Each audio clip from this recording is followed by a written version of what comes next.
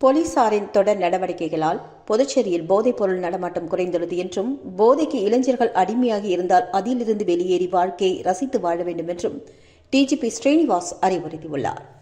புதுச்சேரி பாண்டி மெரினாவில் கஞ்சா மற்றும் போதைப் பொருட்களுக்கு எதிரான விழிப்புணர்வை ஏற்படுத்தும் வகையில் போலீசார் சார்பில் பீச் வாலிபால் போட்டிகளுக்கு இளையோருக்காக ஏற்பாடுகள் செய்யப்பட்டிருந்தது.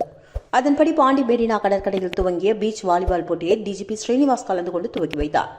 பின்னர் செய்தியாளர்கள் மத்தியில் பேசிய அவர், போதைப் பொருட்களுக்கு எதிராக விழிப்புணர்வை இளையோருக்கு ஏற்படுத்த சில நாட்களுக்கு முன்பாக கேரம் போட்டிகள், மோட்டார் சைக்கிள் பேரணி, வாக்கத்தான் என பலவித போட்டிகளை நடத்தி வந்ததாகவும் இது இளையோரையும் போலீசாரையும் நெருக்கமாக செயல்பட உதவும் என்றும் தெரிவித்தார்.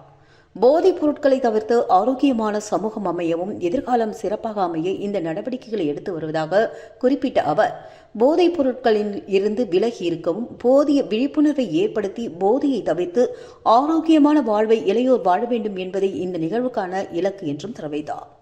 போதைப் பொருட்களை பிடிக்க குழுக்கள் அமைக்கப்பட்டு நடவடிக்கை தொடர்ந்து எடுத்துப்பட்டு வருவதாகவும், தற்பொழுது போதைப் பொருள் நடமாட்டம் குறைந்துள்ளது என்றும் இது தொடரும் என்றும் முற்றிலும் போதைப் பொருட்கள் விற்பனை நீங்கும் வரை சோதனை நடவடிக்கைகள் மேற்கொள்ளப்படும் என்றும் தெரிவித்தார். கஞ்சா போதைப் பொருள் விற்போரை பிடித்து கைது செய்து நடவடிக்கைக்கு பிறகு நீதிமன்றம் தண்டனை தரும்.